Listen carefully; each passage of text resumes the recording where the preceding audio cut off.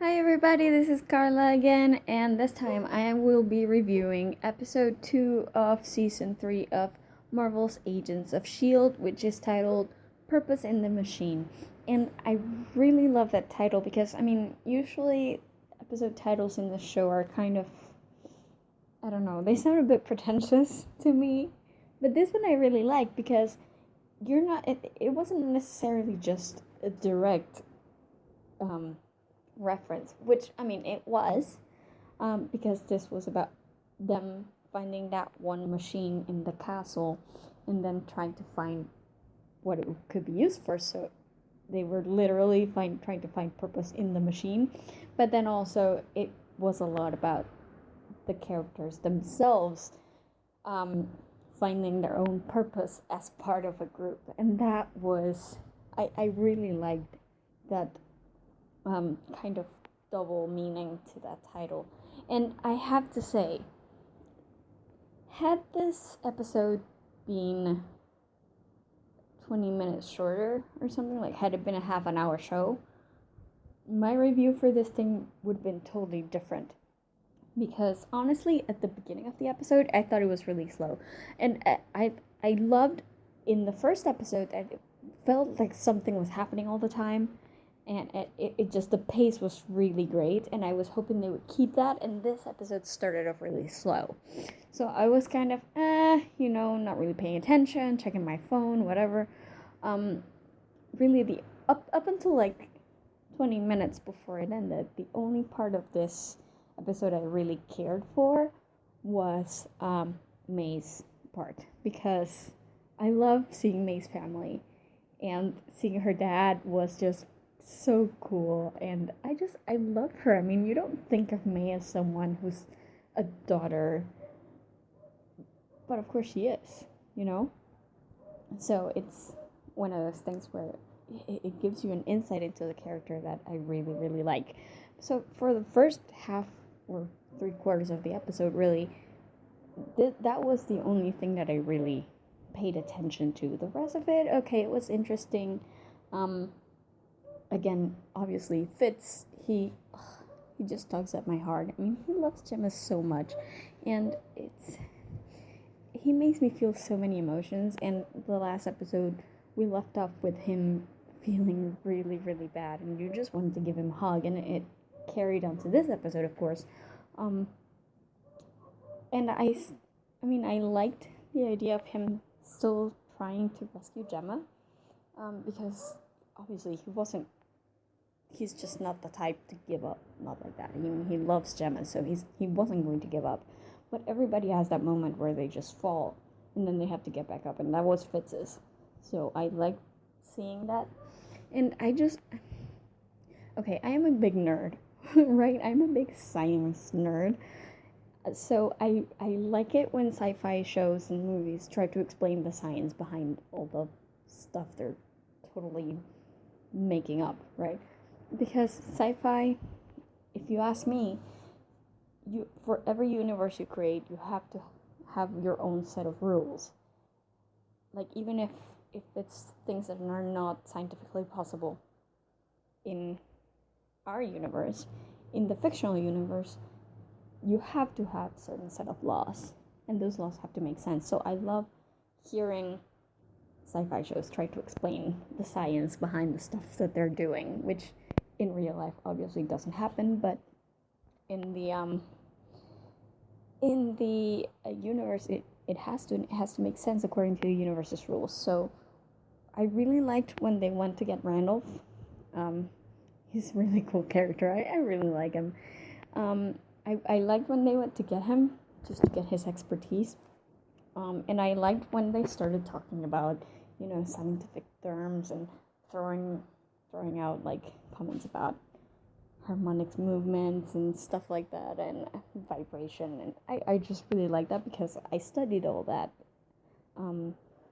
So it was really interesting for them to try and explain it off. I love the way Fitz figured out that Gemma was still out there, that the monolith was actually some kind of portal somewhere. That was really interesting, although, carbon dating is just not that fast, but I can give him a pass on that. So that one scene where they were like throwing back and forth about the monolith and what it might be and what might have happened to Gemma, I like that one scene. But apart from that, it started to get really, really slow. The Ward thing, I could not care less about Ward at this point. I mean, it's just the whole Hydra thing. I'm so over the Hydra thing, honestly. And it's also kind of confusing because in the movies, Hydra is pretty much still a thing. Because I mean, they took down the top Hydra operatives, but they did it in the show. So what I'm wondering is, do the people in the movies, the characters in the movies, actually know that Hydra has no head currently? Because it seems to me that they wouldn't know. So at the same time, I'm like, yes, Ward, are you trying to restart Hydra? Really? Like, it's just not gonna happen. I mean, it might happen because the show just loves proving me wrong, but it's one of those things like, what are you restarting? What makes you think that whatever group you try to start over with now is ever going to be even half of what Hydra was at the beginning? I can't imagine. And it's not like they're gonna have Ward pop up in the movies. All of a sudden, it's like, hi, I'm the new head of Hydra. Yeah, no. So it just seems all very pointless to me. I really don't care. I don't like the idea that he's really like running this thing like a gang leader rather than an actual smart, intelligent commander type, which is really what Hydra was, because it started off as a military thing. So yeah, I really don't care about Ward. I don't care about Strucker. I mean, I like the connection. I like that they try and make these connections organic rather than just dropping hints. But I just didn't care. I really don't care about Ward at this point, or Hydra, really. But then, so that first part of the episode was kind of slow, and the whole Sky thing, and she wants to get the Secret Warriors going, and it has to happen now. And then Andrew's like, no, you have to wait until the psych tests are done, blah blah blah. It didn't really excite me. So for like the first 35 minutes of the episode, I just all I was interested on was May, basically. And then came the turning point. Because the turning point for me was when Sky said that she was going to make the monolith vibrate. Which is, I mean, on the one hand, you think it's kind of silly because wasn't it already established last season that the monolith is something that can kill Inhumans? Why would you have Sky even near that thing?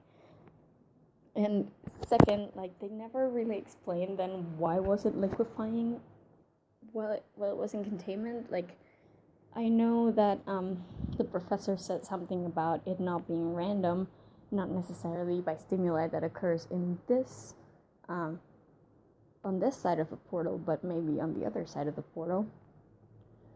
But then, okay, I guess someone was vibrating the monolith on the other side of the portal. Like, as far as I'm aware, there wasn't a monolith on the other side of the portal. As far as I can see, at least. I'm not sure. So that was kind of random. And it made me think again, Coulson, you're not thinking what you're doing. Like, why bring Sky anywhere near that thing? But I guess Sky is like the one Inhuman who actually can fight back against the monolith rather than just dying. Because obviously that vibration was hurting her somehow, and that was the whole point of her not trying to vibrate it for too long, because then what would happen to her? Maybe her brain would explode or something. I'm not sure. And she was the only one who could hear it, so something special about her. But whatever. The thing is, I don't think it was very smart to bring her there, but then in the end she proved to be the solution, so I guess that was great. But that was the turning point for me, like when Sky decided, hey, I can do this rather than having a machine, things changed. Like, I was completely focused, like laser focused on this thing, because I want to know what's gonna happen now. And then, of course, the biggest holy shit moment of the entire freaking episode is when Fitz just up and jumps into the portal. I mean, I probably should have seen it coming, but I totally didn't. So it was like, yeah, they're going to send a probe, and the probe is going to see that Simmons is there, and then they're going to try and rescue her. Nope, Fitz just jumped. That's great. I literally went, what? At my screen. It was such a great moment, and it was something so Fitz. Because the guy is the smartest person you will ever see on this show. But that means Jack, if Gemma's in danger. I mean, he will not think about it. He will just do. So that was pretty damn awesome. And I have to admit, even though last time I said that